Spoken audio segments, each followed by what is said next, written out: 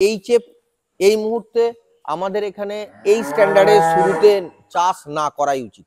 আচ্ছা, yes, jersey করা উচিত, কারণ জার্সির এফসিআর মানে ফিড টু মিল্কে কনভার্ট করার যে ক্ষমতা, এটা 20% মোটামুটি অন অ্যান অ্যাভারেজ বেশি। ধরুন কারোর কাছে গরু নাই, তো সে শুরু করবে, তাকে তো কিনতেই হবে। তো গরু কিনতে গিয়ে সব থেকে প্রথমেই যে ভুলটা করে বসে সেটা হচ্ছে, হয় এই বাচ্চা দেবে 2-4 দিনে, বা 2-4 দিন বাচ্চা দিয়েছে, এই টাইপের অ্যানিমাল কেনে। বাট অ্যাকচুয়ালি আমি যেটা শিখেছি বা মানি, সেটা কমসে কম বাচ্চা দেওয়ার থেকে 1.5 থেকে 2 মাস আগে বা বাচ্চা দিয়ে মিনিমাম 1 মাস পরে মোটামুটি ট্রানজিশন ফেজ, এই 90 ডেজ এর একটা ট্রানজিশন ফেজ হয় এটাকে বলে। তো এই ফেজের অ্যানিমাল না কেনাটাই বুদ্ধিমানের মতো কাজ। নমস্কার বন্ধুরা, কেমন আছেন সবাই? আশা করি সবাই খুব ভালো আছেন। আজকে যে ভিডিওটি হবে সে ভিডিওটি ডেইরি ফার্মের বিষয়ে বিস্তারিত। এমন আজ পর্যন্ত একটা ভিডিও আমি করিনি যে এইসব বিষয় নিয়ে এতটা ডিপলি গভীরভাবে এই ডেইরি ফার্মের সম্বন্ধে আলোচনা করেছি।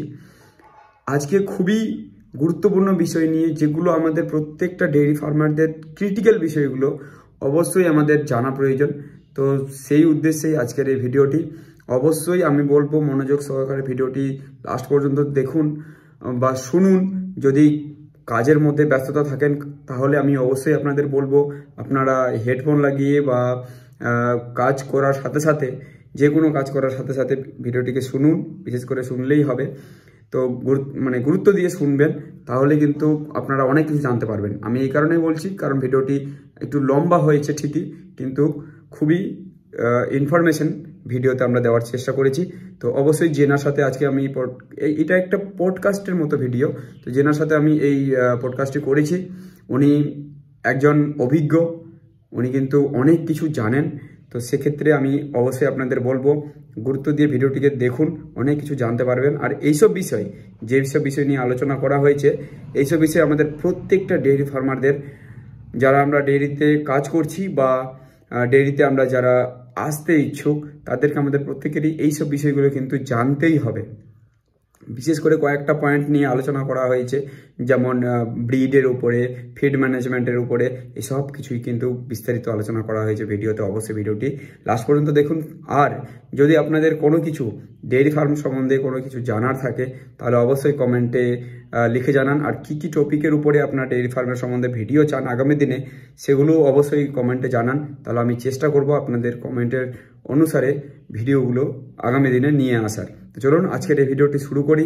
ভালো লাগলে অবশ্যই চ্যানেলটিকে সাবস্ক্রাইব করে দেবেন আর এই ভিডিওটিকেও লাইক করে দেবেন। চলুন শুরু করি। তো বন্ধুরা, দাদা আছে আমাদের সাথে। তো দাদা নমস্কার। নমস্কার, কেমন আছেন? আমার খুব ভালো। আচ্ছা, আমার ফার্মে আসার জন্য তোমাকে অনেক অনেক ধন্যবাদ। ঠিক। আমি প্রথমেই বলে রাখি, আমি 2016 সালের অক্টোবর মাস থেকে এইটাতে ঠিকঠাক ভাবে, বাড়িতে তো আগে ছিল একটা দুটো, কিন্তু এটাতে 2016 সালের অক্টোবর মাস থেকে আমি ইনভলভ হয়েছি। আচ্ছা, প্রথমে আমি ইনভলভ হইনি, প্রথমে আমার ওয়াইফ ও নার্সিং করেছিল, করে চলে আসে, তারপরে বিবিএ করে, আমার সাবান ফ্যাক্টরি আছে ওদিকে, আচ্ছা, ওটা অ্যাকচুয়ালি আমার পেশা। ওর ওটাতে ভালো না লাগায় ও প্রথমে ডেয়ারিতে আসে, তারপরে থাকতে থাকতে ভালো লেগে যাওয়া, তার মধ্যে মাথায় ঢুকিয়ে নেওয়া, এরকম। আমার নাম দেবজ্যোতি, সবাই আমাকে কালটু বলেই জানে। আচ্ছা।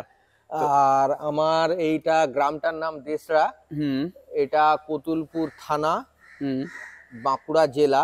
আচ্ছা। আর কামারপুকুর জারামবাটি, মানে শ্রীরামকৃষ্ণ দেব পরমহংস ওনার যে জন্মস্থান, সেটা এখান থেকে 6-7 কিলোমিটার দূরে এদিকে। আচ্ছা আচ্ছা, হুগলি জেলা। আর এইদিকে মা সারদামণির জন্মস্থান জারামবাটি, এটাও 5 কিলোমিটার দূরে। মোটামুটি এরকম আমার একটা লোকেশন। আচ্ছা আচ্ছা, এটা একদম বাঁকুড়া জেলার লাস্ট গ্রাম।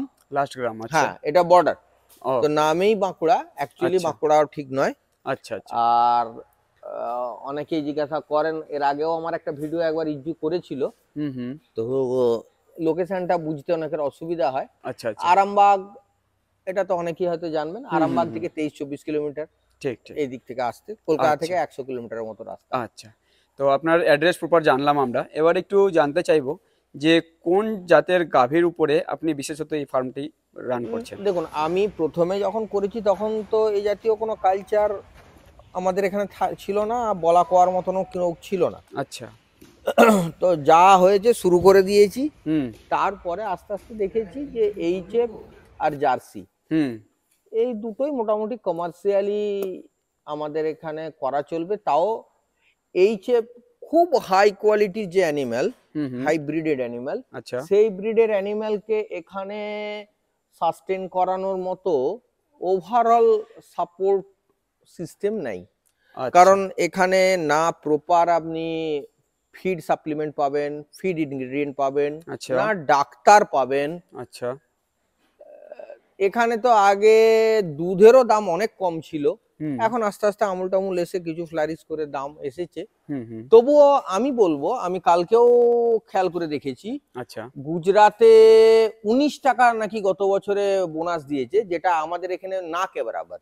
ওখানে আচ্ছা। ওখানেও যে দামে কম বেশি দুধ নেয়, এখানেও হুম। আমুল কম বেশি সেই দামেই দুধ নেয়, আচ্ছা। বাট বোনাস গুজরাটে 19 টাকা। এটা সাধারণ ফার্মার এটা মাথায় রাখবেন। হুম হুম আর ফার্মিং করার জন্য আমরা, দেখুন এটা তো একটা বিজনেস। যদি আপনি মনে করেন যে একটা বাড়িতে আমি গরু রাখবো, তার থেকে যা হোক একটা খাওয়ার মতো হলো, hmm hmm that's another matter. But commercially যখন আপনি ভাববেন, হুম তো এই ভাবনাটা আমার ছিল না। তো আমি 2019 সালে হুম হুম এনডিআরআই কার্নালে, দেখুন 2005 আর এনডিআরআই কার্নালে হুম হুম আমি এবং আমার স্ত্রী আমরা দুজনেই এনডিআরআই কার্নাল থেকে ট্রেনিং করেছি। আচ্ছা। তো ওখানে নিউট্রিশনিস্ট হিসাবে একজন প্রফেসর এসেছিলেন, হুম স্যার নিতিন ত্যাগী। আচ্ছা। তো উনি আমাদেরকে ক্লাসে যেটা বলেছেন আমি এখানে সেটাই বলবো। আর অবশ্যই। একটা জিনিস মনে রাখবেন, হুম মনে হতে পারে যে আমি বোধহয় অনেক কিছু জানি, হুম বাট আমাদের দেশে তো বৃক্ষের অভাব আছে। সে তো তো আমি অবশ্যই। হচ্ছি কিন্তু ভ্যারান্ডা বৃক্ষ, আমি কিন্তু সত্যিকারের বিশেষ কিছু জানি না। আচ্ছা। যতটুকু আমি জানি সেটা আমি শেয়ার করব। হুম তার হুম মধ্যে ভুল ত্রুটি থাকতে পারে, অবশ্যই। আপনারা যারা দেখবেন তার মধ্যে যা ভুল ত্রুটি থাকবে হুম একটু কমেন্ট যারা করবেন তারা যদি ভুল ত্রুটিগুলো একটু শুধরে দেন, শুধরে তাহলে দেন, আমার ঠিক। একটু শিখতে ভালো হয়। অবশ্যই। আমার জ্ঞানও খুব লিমিটেড, আচ্ছা। তো যতটুকু জানি আমি ততটুকুই বলবো। আর আমি তো যতটুকু জানি যে এই একটা সেক্টর, এমন একটা সেক্টর ডেইরি ফার্ম, এখানে শিক্ষার শেষ নেই। যে কোনো, তুমি আজকে যে কোনো হ্যাঁ। সেক্টরে যাও, হুম তো সব জায়গায় অনেক বেশি অ্যাডভান্স হচ্ছে মানুষ। এআই নিয়ে এখন জানছে, হুম তো এআই চ্যাট জিপিটি, একদম বাট একদম। খুব তাড়াতাড়ি 2-3 সালের মধ্যে, 2-2.5 বছরের মধ্যে হুম হুম এজিআই আসতে চলেছে। আচ্ছা। তো এজিআই যখন এসে যাবে তখন অবস্থা আরো খারাপ হবে। তো ঠিক। সুতরাং শেখার মানসিকতাটা সব সময়ের জন্যই থাকার দরকার। অবশ্যই। আমি ঠিক। চেষ্টা করি শিখতে। এবারে আমার তো আর একটা পেশা আছে, হুম হুম হুম, তারও একটা বাধ্যবাধকতা আছে, তার মধ্যে ঠিক। আমি যতটুকু পারি শিখি। আচ্ছা। তো এখন আমরা যে বিষয়ে এক কথায় ডেইরি ফার্মের জন্য কিছু কিছু পয়েন্ট তো অবশ্যই রয়েছে যেগুলো হ্যাঁ, অবশ্যই। বেসিক বেসিক দেখো ভাই, হুম বেসিক তোমাকে ডেয়ারিতে হুম কতগুলো বেসিক ফান্ডা পয়েন্ট। আচ্ছা। একটা হচ্ছে ব্রিড, আচ্ছা, ব্রিড। তারপরেই আসবে ফিড, আচ্ছা, 2 নম্বর। তারপরেই আসবে মেনটেনেন্স, আচ্ছা, মেইনটেনেন্স। অ্যান্ড প্রিভেনশনটা ওর মধ্যেই এসে যাবে। আচ্ছা, প্রিভেনশন, ঠিক। কারণ রোগ হওয়ার পরে তার চিকিৎসা করে পয়সা নষ্ট করার বদলে আগে থেকেই যদি আমি ব্যবস্থা নিই যাতে রোগটা না হয়, একদম। সেটা কমার্শিয়ালি সাকসেসফুল হওয়ার জন্য জরুরি। আচ্ছা। আর সব থেকে বড় একটা ম্যাটার, এটাকে আমি খুব হাইলাইট করব প্রথমেই, হুম হুম এটা হচ্ছে মার্কেটিং। মার্কেটিং। আচ্ছা। কারণ দেখো, মার্কেটে যদি তুমি জিনিসটার দাম না পাও, হুম তো হুম তুমি যদি সোনা খুব ভালো জিনিসও হয়, হুম তো সেটা তুমি সে ব্যবসাটা সাস্টেন করাতে পারবে না। কারণ আলটিমেটলি তোমার প্রফিটেবিলিটি একটা দরকার। অবশ্যই। তো প্রফিটেবিলিটি হওয়ার জন্য তো প্রথমেই তো শুনলে যে আমুল কি করছে। হুম আমুল ভালো এই কারণেই যে আর যারা এখানে আগে থেকে ছিল বা আছে তারা হুম, ওর থেকেও খারাপ। আচ্ছা। তো এর মানে এটা নয় যে তুমি আমুলে দুধ দিয়ে বিরাট কিছু লাভবান হবে। তাহলে বলবে যে দাদা তুমি তো দুধ দিচ্ছ আমুলে। হুম হুম হ্যাঁ, আমি আমুলের দুধ দিই, কিন্তু তার সঙ্গে আমি রিটেলিংও আরম্ভ করেছি। মাঝে আমি অনেকটা এগিয়ে গেছিলাম, কিন্তু আমার কিছু এর আগে একটা ইউটিউব ভিডিও আছে, তখনও দেখবেন আমার পারিবারিক কিছু সমস্যা, আমার নিজের শারীরিক সমস্যার জন্য আমাকে ব্যাকে আসতে হয়েছে। আচ্ছা। তো আমার এইখানে এই কনস্ট্রাকশনে, আমাদের এখানে তো আলু চাষের খুব সমস্যা, লেবার পাওয়া যাচ্ছে না। এই কনস্ট্রাকশন কিছু হবে, হয়ে গেলে আমি চিলিং মেশিন বসাবো। বোতল কেনা আছে, ওই আমেরিকান গ্লাসওয়্যার, যেটা দুধের বোতল হয়। আমি দুধের বোটলিং করে রিটেলিং এ আসবো।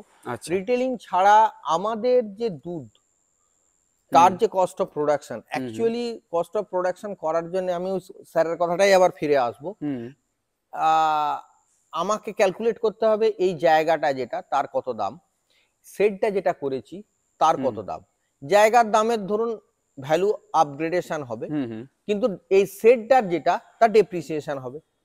তাহলে জায়গার দাম তার ইন্টারেস্ট, সেটের দাম তার ইন্টারেস্ট। এবারে জায়গার দামের ইন্টারেস্ট শুধু মাইনাস প্লাস কোনটা হবে না, দাম যেটা বাড়বে আর সেটের ডেপ্রিসিয়েশন আসবে, এটা একটা তোমায় ধরতে হবে। আচ্ছা। একটা লোক এর মধ্যে ইনভলভ থাকবে, তো তার একটা মজুরি আছে, সেটা কথা ভাবতে হবে। লং টার্মে এই ব্যবসার ফিউচার কি আছে সেটা দেখতে হবে। কারণ যখনই তুমি একটা ব্যবসা থেকে আরেকটা ব্যবসার দিকে, এখন রিসেন্ট একটা ট্রেন্ড, ভালো করে যদি অন্য চ্যানেলও খেয়াল করে দেখো, দেখবে মহারাষ্ট্রে আগে পাঞ্জাব থেকে প্রচুর গরু যাচ্ছিল, এখন যাওয়া বন্ধ হয়ে গেছে। তার কারণ মহারাষ্ট্রে দুধের দাম হট করে অনেক কমে গেছে। আচ্ছা। তো এই জন্য পাঞ্জাবেও গরুর দাম একটু কিছু কমেছে। আচ্ছা। তো সুতরাং মার্কেটিংটা নিজের হাতে রাখার চেষ্টা করো দাদা। আর দুধ অ্যাকচুয়ালি কিন্তু মার্কেটে তত নাই ঠিকঠাক, কিন্তু নকলি দুধ, মিক্সিং, সিনথেটিক মিল্ক, এইগুলো মার্কেটে অনেক বেশি ধরে আছে। যারা কোম্পানি, এরা বাইরে থেকে পাউডার এনে তাকে আবার লিকুইডাইজড করে দুধ বিক্রি করছে। তো এই কারণে কিন্তু বাট মোটামুটি আমি যতটুকু বুঝি, একটা ডেয়ারি ফার্মার 4.0 ফ্যাটে অন্তত 40-41 টাকা দাম পাওয়া উচিত। যদি 40 টাকা দাম না পায়, তো ইন দ্য লং রান যদি ওভারঅল ক্যালকুলেশন করা হয়, তার ব্যবসা করার কোনো যৌক্তিকতা নাই। আচ্ছা। তো সেটা তুমি তখনই পাবে যখন তোমার হাতেতে মার্কেটিং এর একটা অন্তত পোরশন থাকবে। কিছুটা দুধ অবশ্যই কোঅপারেটিভে দিবে, তার কারণ তোমার যে হার্ড, তার প্রোডাকশন ফ্লাকচুয়েটিং হবে। তো তোমার একটা সার্টেন পার্সেন্টেজ তুমি যদি ডাইরেক্ট মার্কেটিং করো, এরপরে ফ্লাকচুয়েটিং অ্যামাউন্টটা এটা তুমি ডেয়ারিতে দিয়ে দিলে, যার ফলে এটা তো পচা জিনিস, তুমি তো এমনিতে স্টোর করতে পারবে না, তো তাহলে তোমার দুধটা নষ্ট হবে না। তো দুদিক থেকে মার্কেটিং এর চিন্তা ভাবনাটা করো। আর একটা জিনিস খুব এসেনশিয়াল, আমাদের মধ্যে সেই জাগরুকতা হয়তো আসেনি। গভর্নমেন্ট অফ ইন্ডিয়া প্রজেক্টটা করেছিল, মোস্ট প্রবাবলি সেটা আমি এই মুহূর্তে গোদরেজ যে আছে কোম্পানি পুনেতে, আমি ওদের সঙ্গে কথা বলেছি, আমি দেখাবো, আমি এমব্রায়ো ট্রান্সফার করাবো, তার জন্য কথাবার্তা করাচ্ছি। কারণ ব্রিডিং এর যদি সুধার না হয়, আচ্ছা, প্রথম পয়েন্ট যেটা রয়েছে ব্রিড, সে বিষয়ে এবার কথা বলবো তাহলে। হ্যাঁ, তো ব্রিডিং এর করতে গেলে দেখো, ব্রিড আমার ব্যক্তিগত যদি পছন্দের কথা বলো, তাহলে আমি যতটুকু পড়াশোনা করেছি, যা করেছি, তাতে এইচএফ এই মুহূর্তে আমাদের এখানে এই স্ট্যান্ডার্ডে শুরুতে চাষ না করাই উচিত। আচ্ছা, ইয়েস, জার্সি করা উচিত। কারণ জার্সির এফসিআর, মানে ফিড টু মিল্কে কনভার্ট করার যে ক্ষমতা, এটা 20% মোটামুটি অন অ্যান অ্যাভারেজ বেশি। আচ্ছা। জার্সির সাইজ শর্ট হওয়ার জন্য ও ড্রাই ম্যাটার ইনটেক কম, জার্সি রোগ প্রতিরোধ ক্ষমতা বেশি। জার্সি দুধে আমরা এমন একটা বিচিত্র দেশে বাস করি যেখানে ফ্যাটের উপরে দামটা বেশি ক্যালকুলেট করা হয়, বাট অ্যাকচুয়ালি কিন্তু ওভারঅল ওয়ার্ল্ডে এসএনএফ মানে প্রোটিন পার্সেন্টেজটা অনেক বড় মাইনা রাখে, যেটা জার্সি দুধে ভালো। আর একটা মিসকনসেপশন অনেক মানুষের আছে, এটা আজকে আমি বলবো, যদি ভুল হয় তাহলে আমাকে শুধরে দেবেন। এই যে গির গাই করে এত মাতামাতি, কি আছে গির গায়ের দুধে?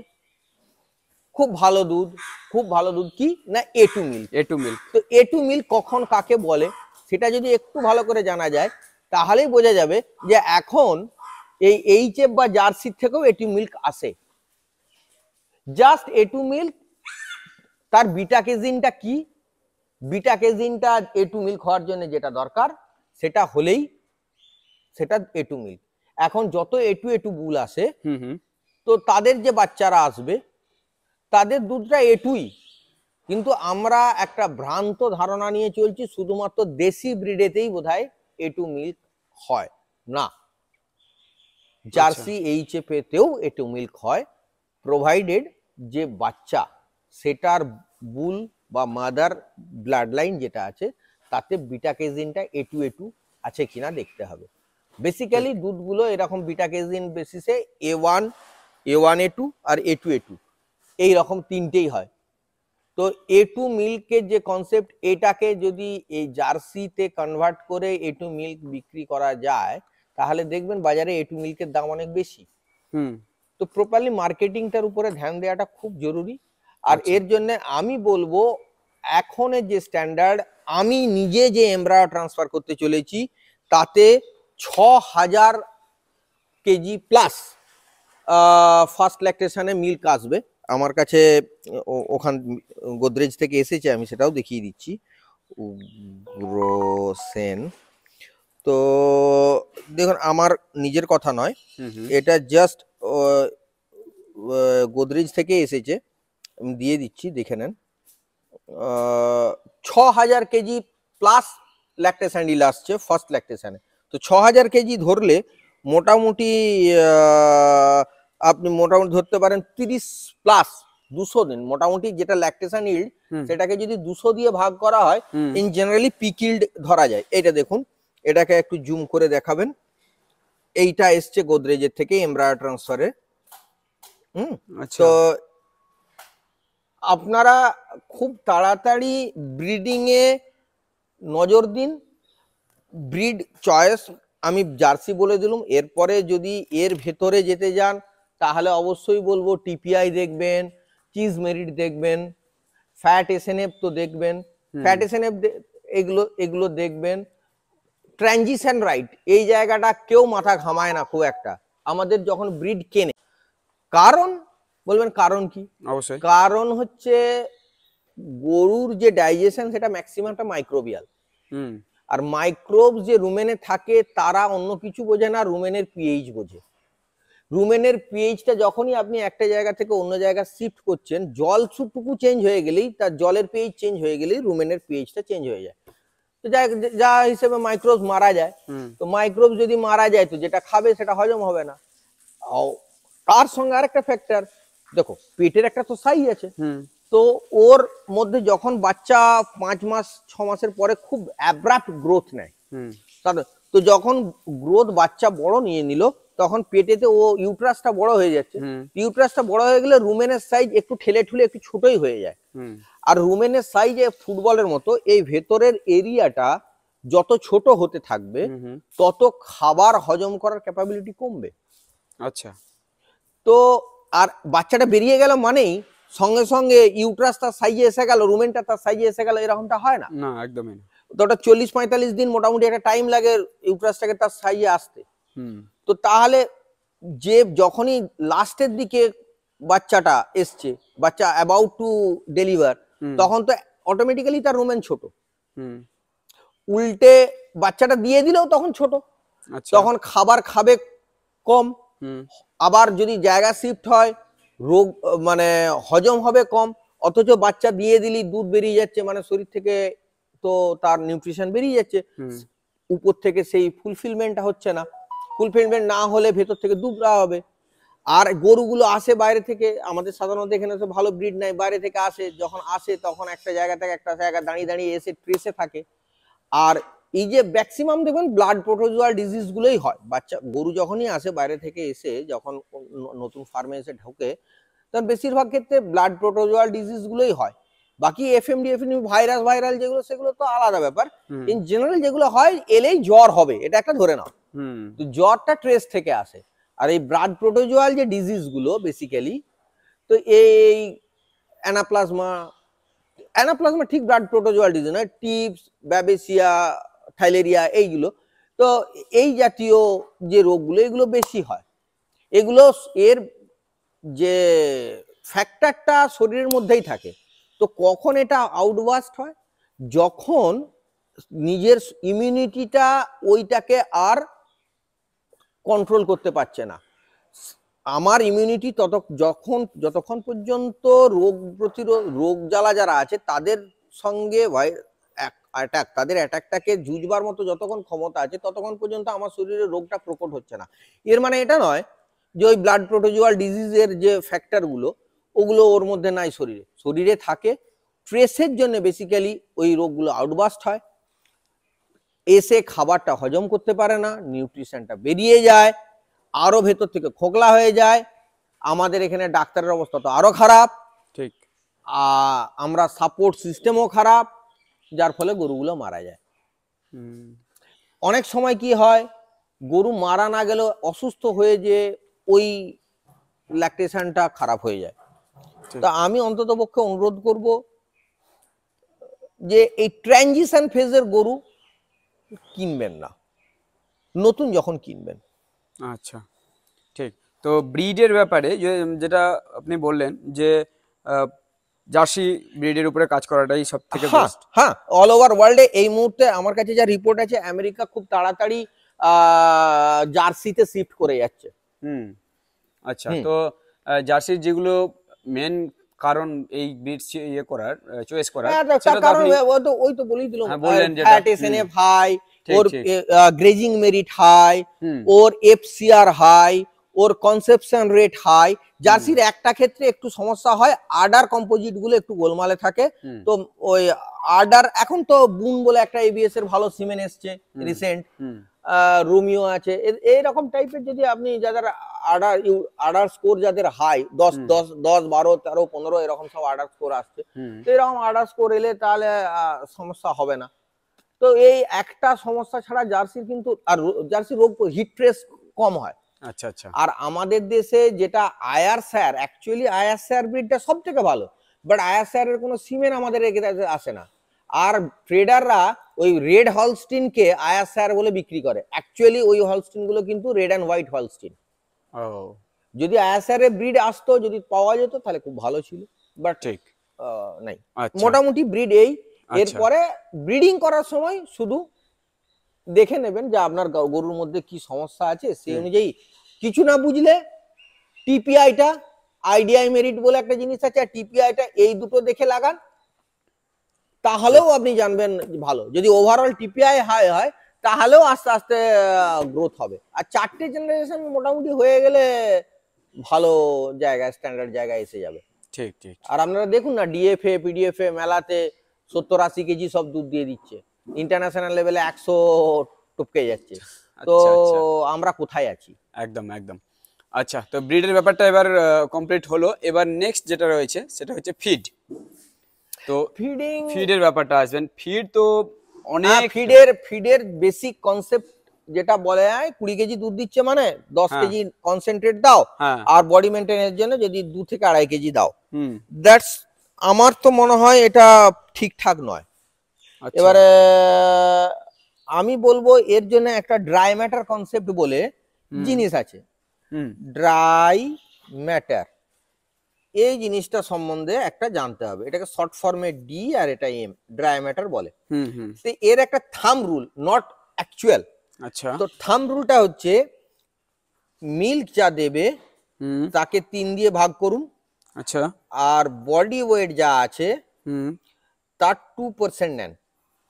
মানে যদি 21 কেজি মিল্ক হয় আর 500 কেজি যদি বডি ওয়েট হয়, তাহলে 1/3 করে দিলে এখানে 7, আর এখানে 2% নিয়ে নিলে এটা হচ্ছে 10। তাহলে 7 + 10 এই 17 হচ্ছে এর ড্রাই ম্যাটার। আচ্ছা, এবারে আইডিয়াল বলতে গেলে এই ড্রাই ম্যাটারের 60% যদি ফডার অ্যান্ড ফোরেজ আর 40% যদি কনসেন্ট্রেট, এইটা হয়, দ্যাট ইজ আইডিয়াল। আচ্ছা, বাট এরকমটার 50-50 পর্যন্তও চলবে। এবারে বলবেন তাহলে ফডার অ্যান্ড ফোরেজ কি? না, ফডার মানে সবুজ সবুজ ঘাস। হ্যাঁ, আর সেটাই যখন শুকিয়ে যাচ্ছে তখন সেটা ফোরেজ। আচ্ছা, মানে আপনি ঘাস, খড়, সাইলেজ, এই যে জায়গাগুলো, এই জিনিসগুলোকে বলে ফডার অ্যান্ড ফোরেজ।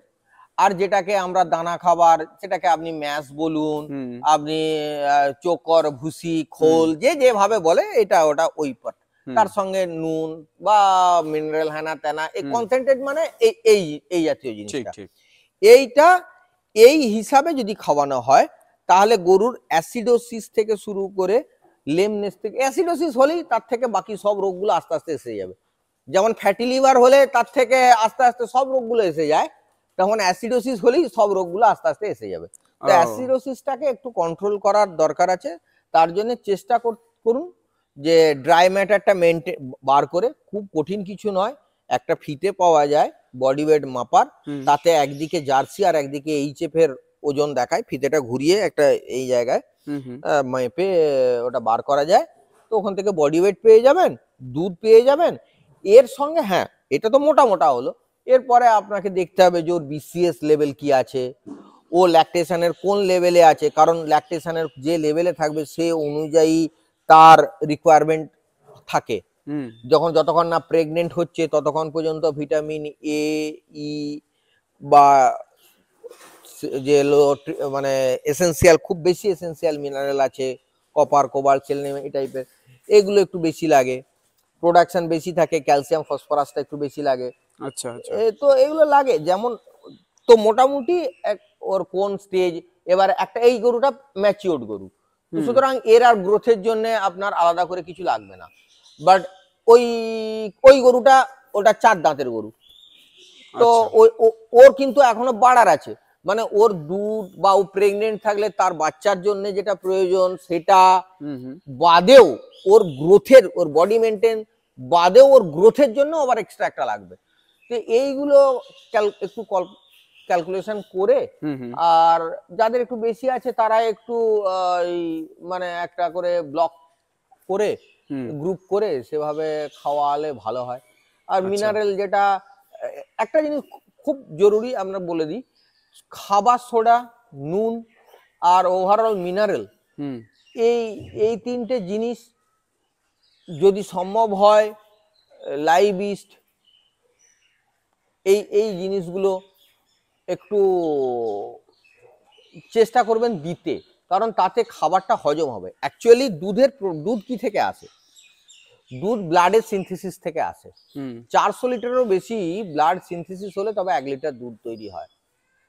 তো আপনার যদি ব্লাড ফ্লো ভালো থাকে তবেই না, তো ব্লাড ফ্লো ভালো থাকাটা খুব জরুরি। তার জন্য অক্সিজেনের সাপ্লাই চেনটা থাকাটা জরুরি, তার জন্য তার হিমোগ্লোবিন থাকাটা জরুরি।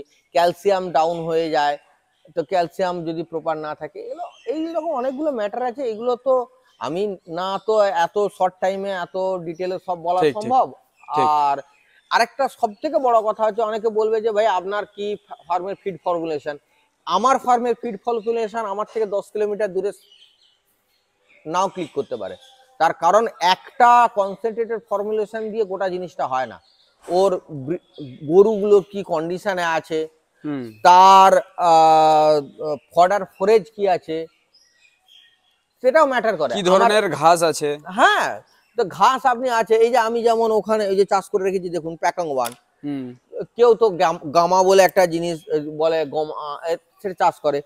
ঘাসের ড্রাই ম্যাটার কি আছে, তার ক্রুড প্রোটিন কি আছে। ক্রুড প্রোটিন শুধু বলে দিলে হলো না, আমার কত ক্রুড প্রোটিন আছে। এই যে খাবারের বস্তাতে গায়ে লেখা থাকে ক্রুড প্রোটিন, আরে ভাই ক্রুড প্রোটিন তো আছে, বাট দ্যাট ইজ ডাইজেস্টেবল কি নয়। যেমন সয়া ডিওসি প্রোটিনের source, soya DOC TDN value বলে একটা জিনিস আছে, টোটাল ডাইজেস্টিভ নিউট্রিয়েন্ট। তো আমি খাওয়ার পরে ওর কতটা নিউট্রিয়েন্ট আমার শরীরে অ্যাবজর্ব হচ্ছে, এইটা ফ্যাক্টর করে। ঠিক ঠিক। তো আপনি কি খাওয়াচ্ছেন, কেমন খাওয়াচ্ছেন, কি করছেন, এগুলো অনেক আছে। তবে দেখুন, চেষ্টা করলে মানুষের পক্ষে সবই করা সম্ভব। ঠিক, আমরা কেউ ভগবান নই, আমরাও খোঁড়ে খাঁড়ে ঠুকরে ঠাকরে শিখছি। যদি কারো শেখার ইচ্ছে থাকে তাহলে সে শিখে ঠিক করবে। অবশ্যই অবশ্যই। আচ্ছা, এবার পরবর্তী বিষয় হচ্ছে মেইনটেনেন্স। মেইনটেনেন্সে দেখুন, হাউজিং একটা খুব বড় ফ্যাক্টর। হাউজিং, হ্যাঁ, মানে ঘর, এই যে থাকার জায়গা, হ্যাঁ, এটা কেন গরুগুলো খোলা আছে, দেখে মনে হচ্ছে কাদাতে পড়ে আছে, দ্যাটস অত বিরাট কিছু ম্যাটার করে না। কারণ দুধ দুয়া 40-45 মিনিট পরে অটোমেটিক ওর টিট ক্যানেল বন্ধ হয়ে যায়। তো তাতে ম্যাস্টাইটিস হওয়ার চান্স যে বিরাট কিছু বেড়ে যায় তা নয়। যদি আপনার যদি টিট ক্যানেল যদি লুজ না হয়, যদি মিল্কের যদি ফ্লো না আসতে থাকে, অটোমেটিক আপনার দুধ দেওয়ার পরে 40-45 মিনিট যে হেডলক করে ওর 40-45 মিনিট দাঁড় করিয়ে দেওয়া হলো, টিট ডিপিং করে দেওয়া হলো, টিট যে কানাল, ওই কানালটা যখনই লক হয়ে যাচ্ছে, তারপরে ও কাদা ওরা আমি ছেড়ে দিলেও ওরা এইখানে যার যেখানে ইচ্ছে ঘুরবে। যখনই গরু চলাফেরা বেশি করবে তার লেমনেস আসার চান্স কম হবে, পায়ে ব্যথা হয়। আচ্ছা, গরুর পায়ে ব্যথা হয়, যখনই গরুর ব্যথা হবে তখনই দুধ কমে যাবে। গরু যত চলাফেরা করবে তার হার্ট রেট বাড়বে, হার্ট রেট বাড়লে তার ব্লাড ফ্লো বাড়বে, ব্লাড ফ্লো বাড়লে তার যে আর্টারিতে যে ব্লাডের ফ্লো যেখান থেকে সিনথেসিস হবে অ্যালভিওলাই, তো অ্যালভিওলায় ওর ব্লাড বেশি যাবে, যার ফলে ব্লাড বেশি আসবে। যত বেশি হারকাত বারকাত আছে, চলাফেরা করলে একটা মানুষ খাবে দাবে এক জায়গায় বসে থাকবে, তার শরীর ভালো থাকবে কি? সে যদি খুলে বেড়ায় তাহলে থাকবে। যত খোলা থাকবে, জন্তু জানোয়ার এদেরকে ভগবান কিন্তু গলায় বাঁধার জন্য করেনি, আমরা আমাদের সুবিধার জন্য গলায় বেঁধে দিয়েছি। তো ওদেরকে খুলে রাখলে ওরা একটু স্ট্রেস ফ্রি থাকে, স্ট্রেস ফ্রি থাকলে তার প্রোডাকশন ভালো হয়। আচ্ছা, স্ট্রেস ফ্রি থাকলে রোগ জ্বালা কম হয়। ঠিক। আপনার এখানে কাদায় এটা কি কোন দিক থেকে সুবিধা মনে হচ্ছে? নয়, এটা আমি কিউবিক্যাল করব বলে বস করিয়ে, আর তারপরে আমার এখানে এই যে আলু চাষের জন্য মিস্ত্রি পালিয়ে গেছে, তো ওই বালিগুলো ভরাট করার পরে আর কিউবিক্যাল গুলো বসানো হয়নি। আলু চাষ হয়ে সংক্রান্তির পরে পরব হয়ে এখনো 4-5 দিন পরে বলছে ওরা আসবে, আমাকে আবার এই কিচড়টা তুলে ফেলে দিতে হবে। আচ্ছা আচ্ছা, তুলে দিয়ে এখানে কিউবিক্যাল বসানোর জন্য করা আছে। আচ্ছা, তো এতে বিরাট কিচ্ছু ক্ষতি হয় না দাদা, কিছু ক্ষতি হয় না, বিরাট কিছু ক্ষতি হয় বলে আমার বিশ্বাস নাই। আচ্ছা আচ্ছা, যদি ওর ম্যাস্টাইটিসের যেটা কথা বলছেন, যদি ভেতরে যদি ওর টক্সিসিটি না থাকে, খাবারের টক্সিসিটি যদি কম হয়, ইন্টারনাল টক্সিসিটি যদি কম থাকে, তো আর উপর থেকে টিট ক্যানেল যদি ব্লক থাকে, তো কাদায় পড়ে থাকলে ওর কিছু এসে যায় না। ও আচ্ছা। কিন্তু যদি মনে করেন আপনি চালা বারবার সাদা জলে ধুলে বরঞ্চ ক্ষতি, কারণ পেচ্ছাব ন্যাচারাল একটা মানে অ্যান্টিব্যাকটেরিয়াল নেচার, তো পেচ্ছাবেতে ব্যাকটেরিয়া মারা যায়। সুতরাং আর সাদা জল দিয়ে খুব বেশি ধুয়ে দেওয়াটা খুব বেশি বুদ্ধিমানের কাজ বলে আমার মনে হয় না, আমার অভিজ্ঞতাতে সেটা দেখাচ্ছে না। আমার অভিজ্ঞতাতে এটাই দেখাচ্ছে যে যদি গোবর পেচ্ছাব থাকে, দ্যাট ইজ কল ম্যানুয়ার ব্রিডিং, তো ম্যানুয়ার ব্রিডিংটাই সব থেকে বেস্ট। আর সেটা যদি জায়গা কিউবিক্যালের মধ্যে করা যায় তাহলে আরো ভালো। কি দেখুন, হিটে এলো কোনো কারণে, ওকে ডিস্টার্ব করছে, ওকে ডিস্টার্ব করছে, যে যা সেপারেট সেপারেট বসতে পারলো থাকলো ভালো, ওটাতে আরো একটু পরিষ্কার পরিচ্ছন্ন থাকে। কিউবিক্যাল হলে আরো একটু পরিষ্কার পরিচ্ছন্ন থাকবে, মেইনটেনেন্সটা ইজি হবে। এই আচ্ছা, তো এবার একটু প্রিভেনশনের ব্যাপারটা বলুন। ভ্যাকসিনেশন। আচ্ছা, কি কি পড়বে এর মধ্যে? দেখুন, এফএমডি টা বেসিক, আর এইচএসবি-কিউ, এখন থাইলেরিয়ার ভ্যাকসিন হচ্ছে, বাচ্চাতে ব্রুসেলার ভ্যাকসিনেশন হয়, এরকম।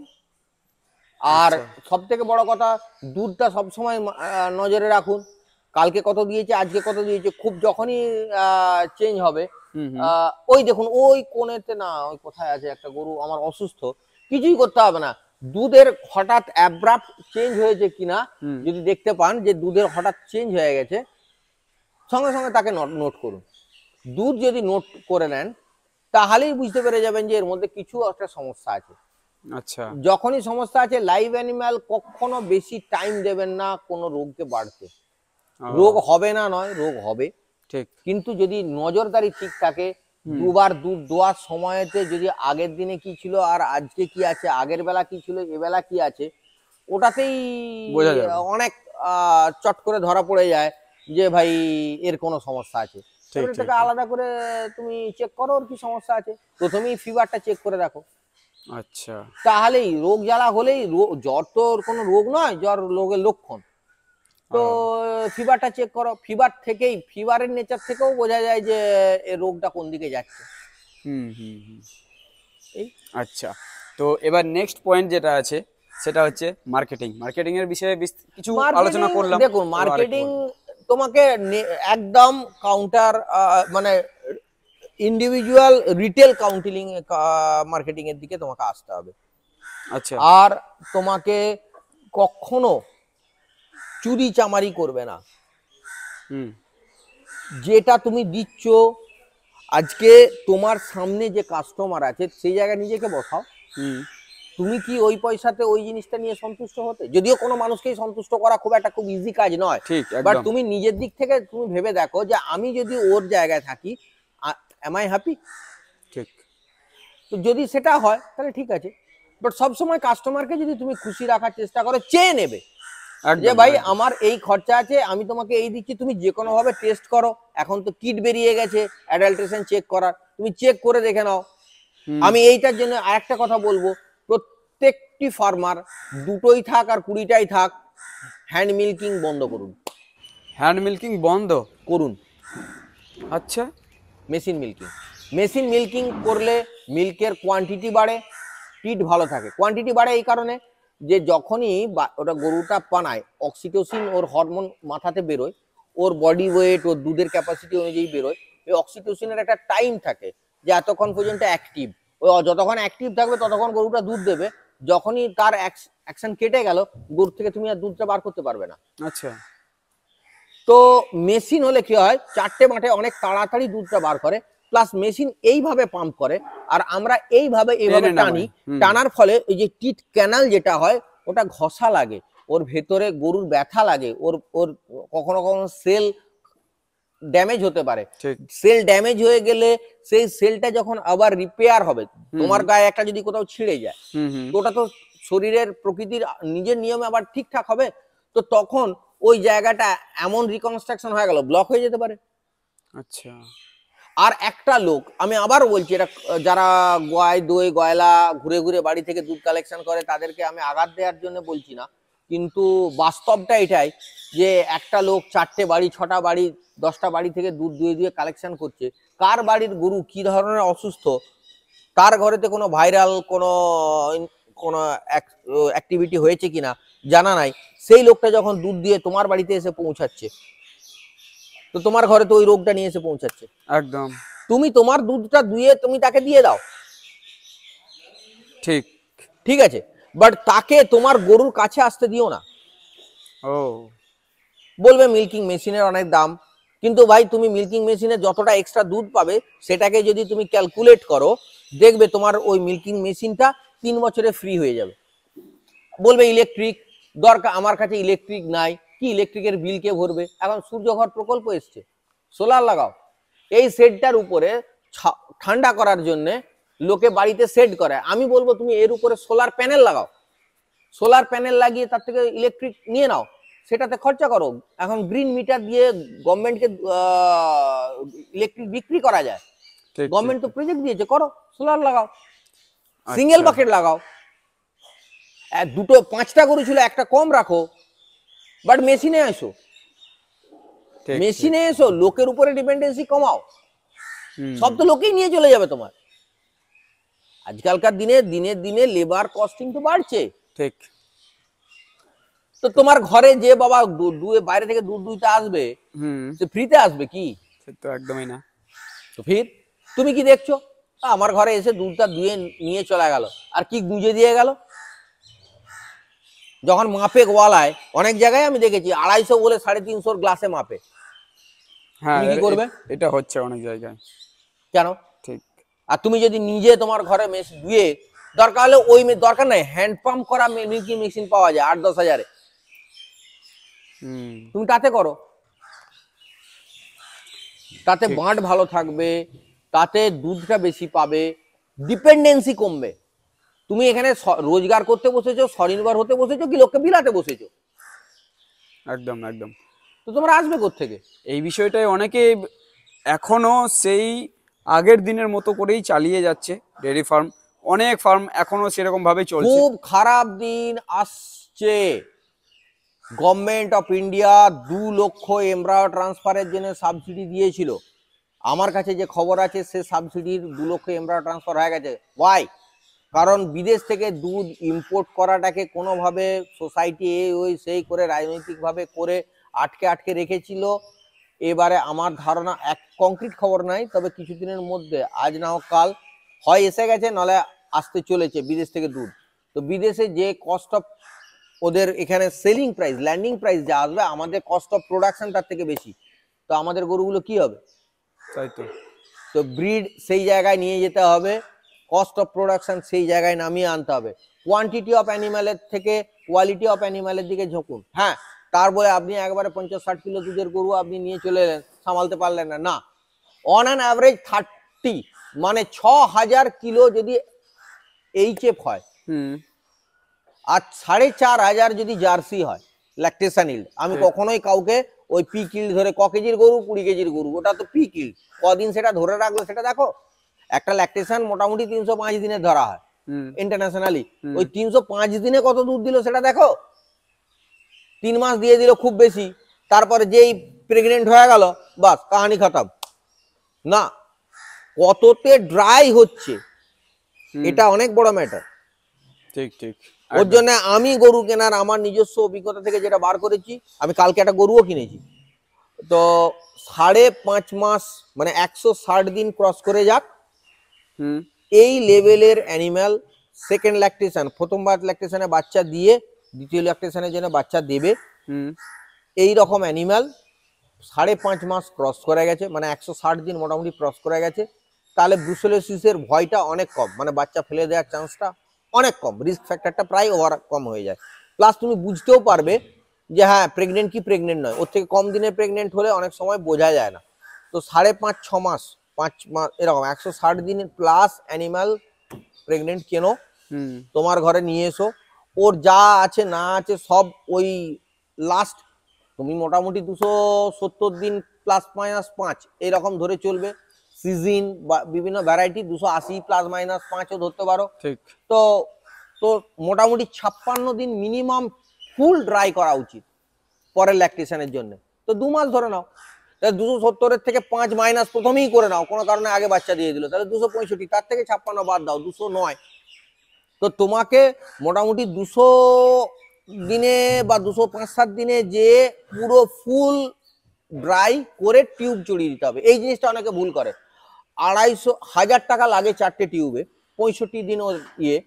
তো ভালো করে ড্রাই করে চেক করে করে দিয়ে 210-15 দিনের মাথায় তুমি টিউবটা চড়িয়ে দাও, তাহলে পরে তারপর তো লক্ষ্য করা হয় না। আমারই হয়েছে একটা গরু, আমার তো খেয়াল করা হয়নি, একটা টিট কোনোভাবে ইয়ে হয়ে গেছে, একটা টিট লিক করে গেছিলো, সেটা ম্যাস্টাইটিস হয়ে সে টিটটা লক হয়ে গেছে।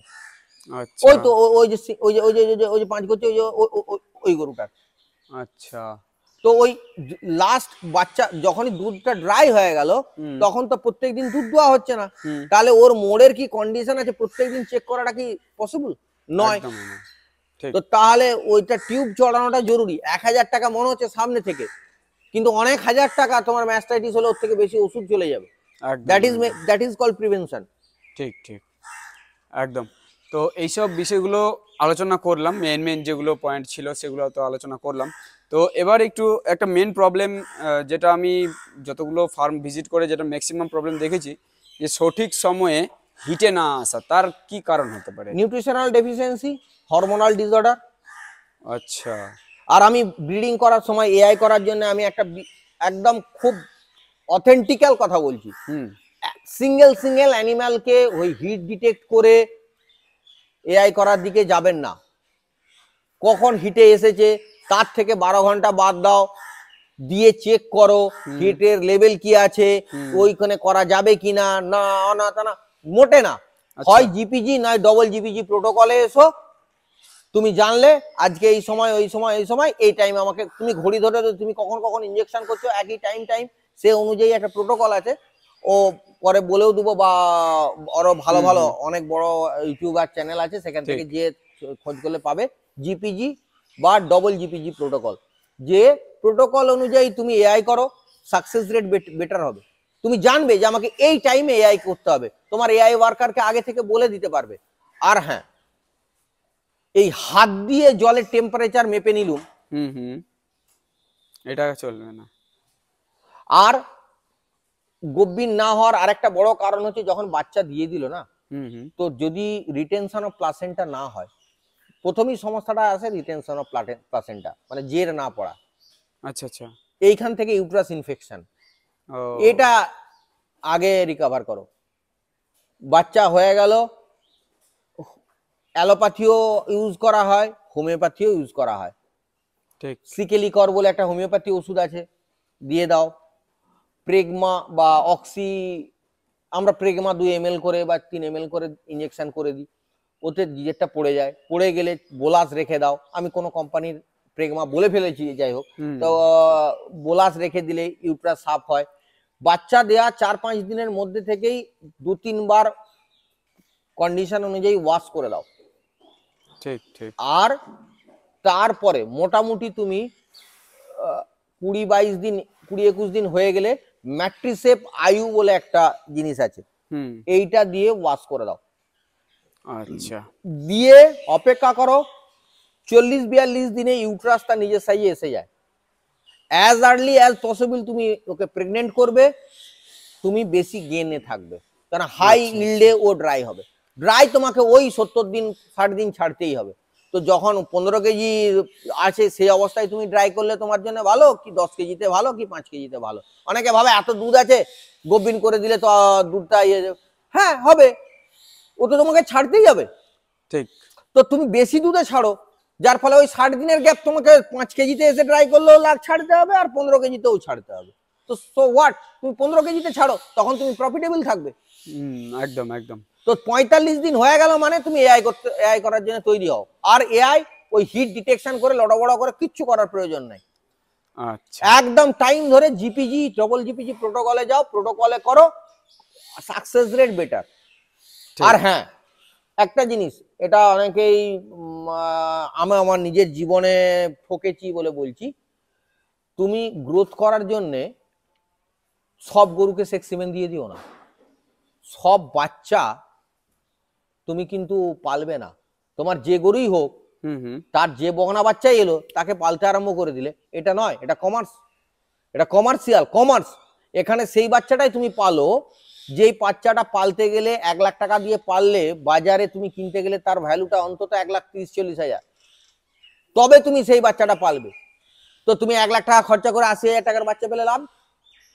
আর রেশিও আছে মোটামুটি, খুব বেশি হলে আমাদের যে স্ট্যান্ডার্ড আছে, 10টা যদি ল্যাকটেটিং অ্যানিমাল হয়,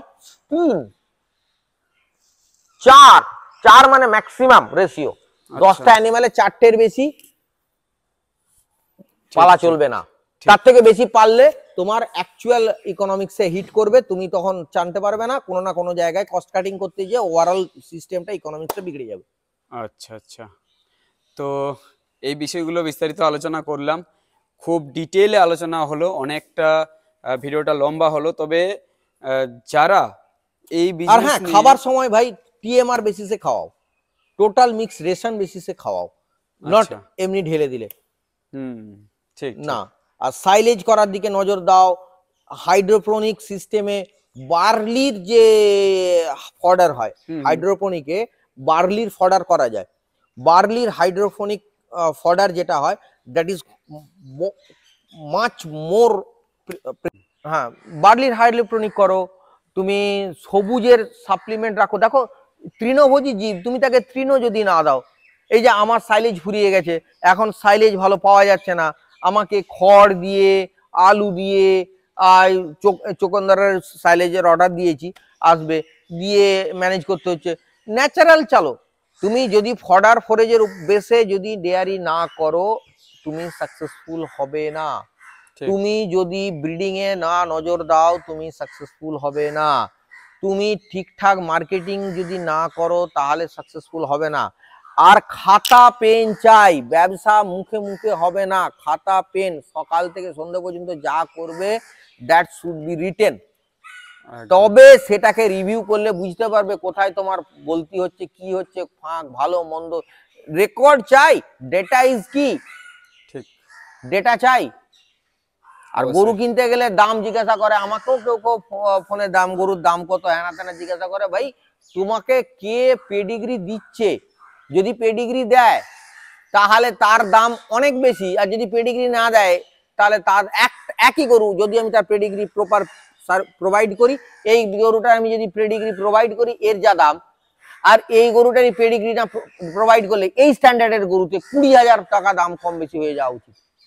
কারণ এর বাচ্চা যেটা আসবে ইনব্রিডেড হয়ে যাওয়ার চান্স থাকবে, আর ইনব্রিডেড বাচ্চাতে যে ইনভেস্ট করবে সবটাই ওয়েস্ট।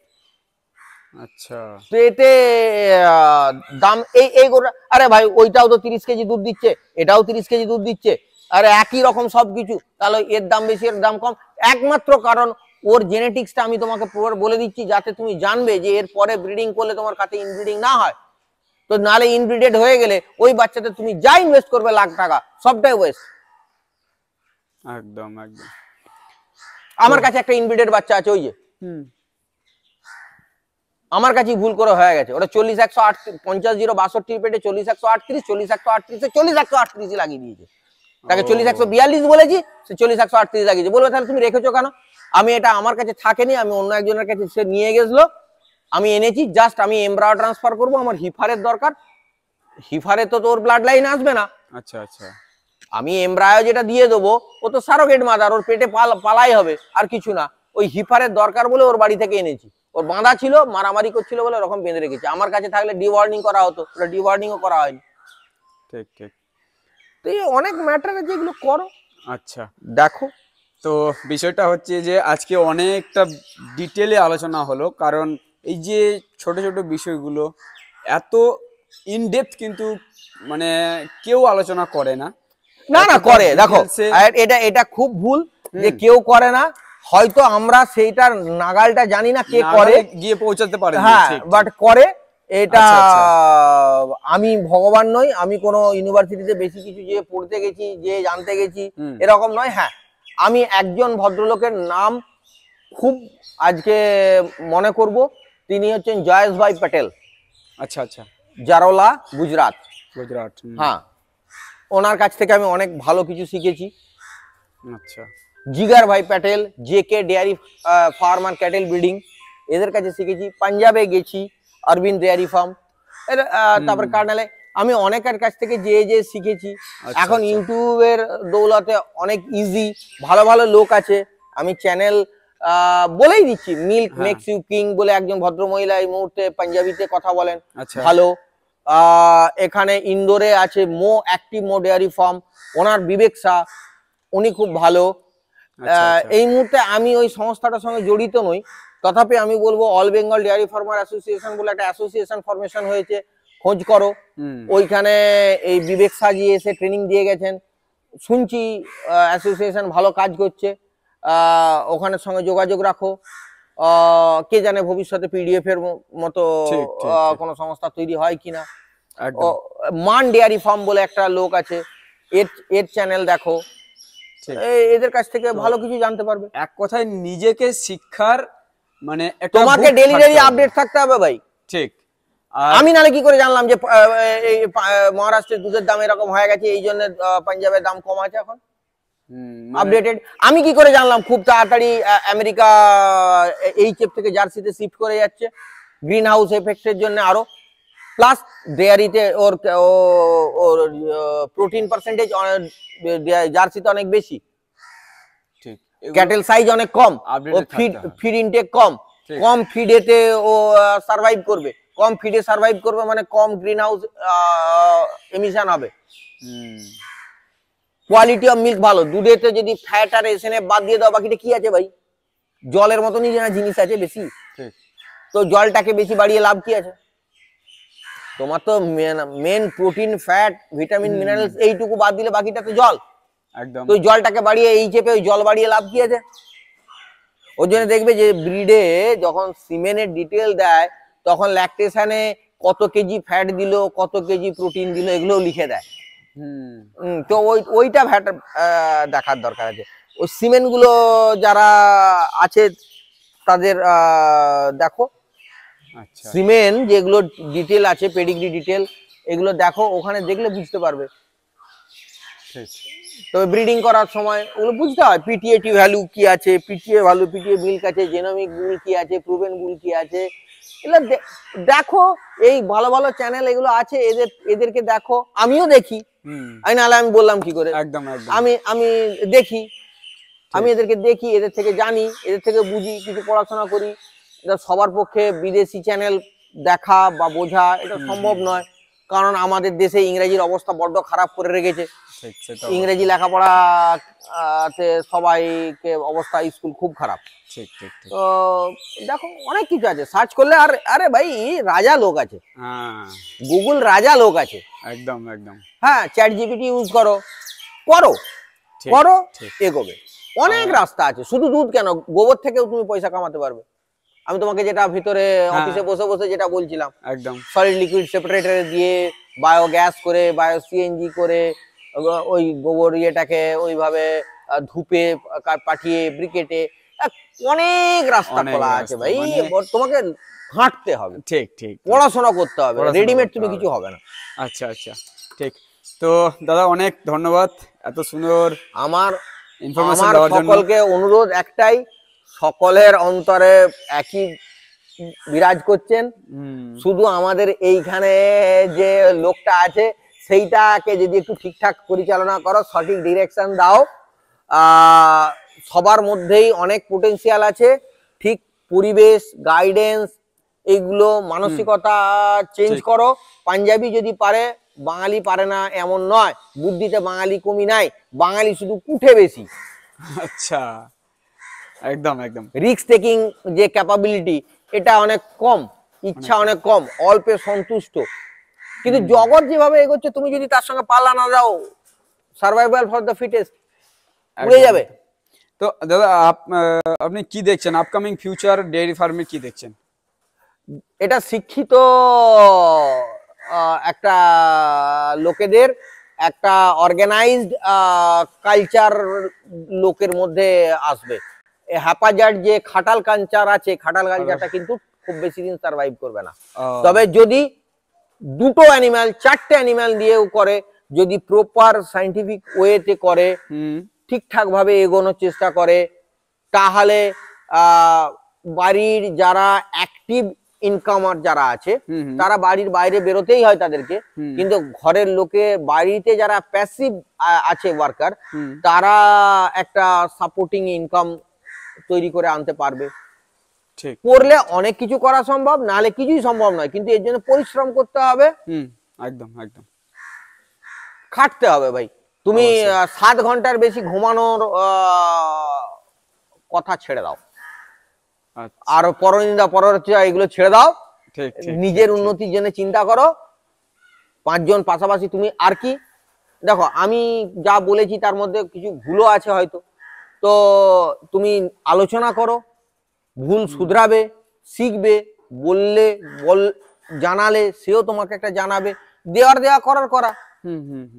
তো তুমি, আমি যদি তোমাকে সাহায্য করি, তুমিও 10টা লোককে যদি আমি সাহায্য করি, তার 2টো লোকও তো আমাকে ফিডব্যাক কিছু দিবে, অবশ্যই। তার থেকেই আমার ইমপ্রুভমেন্ট হবে।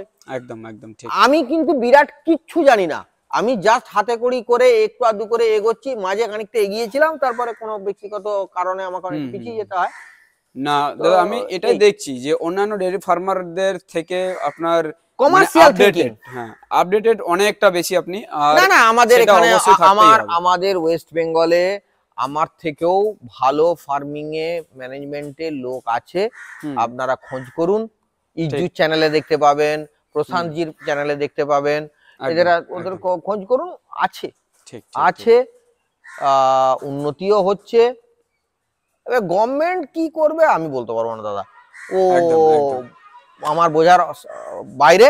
তবে গভর্নমেন্ট যদি ইনিশিয়েটিভ নিত, তাহলে বোধহয় বেকারত্ব অনেকটা কম হতো, আর ওই বিদেশ বাইরের রাজ্যে যে লেবার খাটতে যাওয়ার প্রয়োজন হতো না। তা আমরা ওয়েস্ট বেঙ্গলের কি লোকগুলো কি শুধু বাইরে কে লেবার সাপ্লাইয়ের জন্য আমাদের রাজ্যটা? তাই তো। আপনি যে জায়গাগুলো থেকে এসছেন, মালদা, মুর্শিদাবাদ, এই বর্ডারের এই জায়গাগুলো থেকে কত কত লেবার মাইগ্রেট বাইরে যাচ্ছে, প্রচুর যাচ্ছে, প্রচুর। তো হোয়াই কিছুই করতে হবে না, হাইড্রোপনিক করুক তো ভাই। আমি সেদিনই দেখছিলাম যে আমাদের ইন্ডিয়া যে দুধ খাচ্ছি, এই দুধটা ইউরোপিয়ান স্ট্যান্ডার্ডে হাত ছুঁবে না কেন?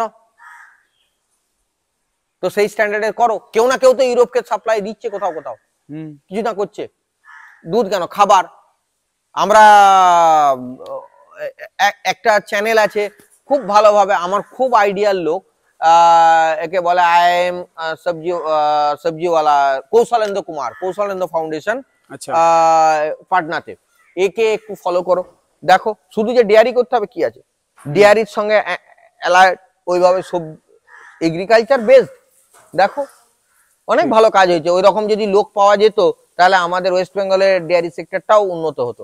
কৌশলেন্দ্র ফাউন্ডেশন, কৌশলেন্দ্র কুমার এর ফাউন্ডার, আইএম আহমেদাবাদের গোল্ড মেডেলিস্ট।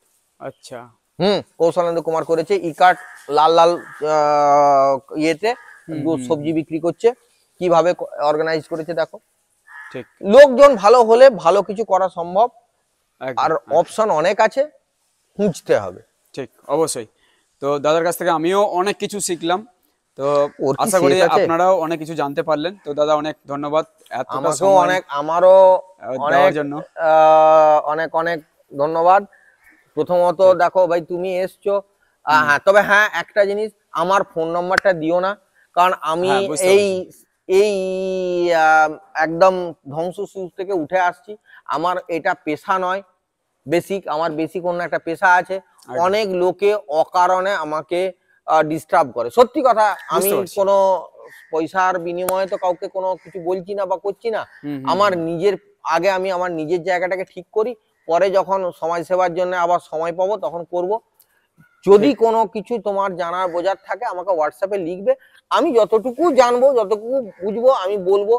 সেটা আবার ভিউয়ার অবশ্যই চেক করে দেখুক, ঠিক ঠিক ঠিক, আমার যদি ভুল থাকে সংশোধন করে দিক। এভাবেই পারস্পরিক লেনদেনের মাধ্যমেই এগোতে হবে। হ্যাঁ একদম একদম। ঠিক আছে দাদা, অনেক অনেক ধন্যবাদ। হ্যাঁ সবাইকে।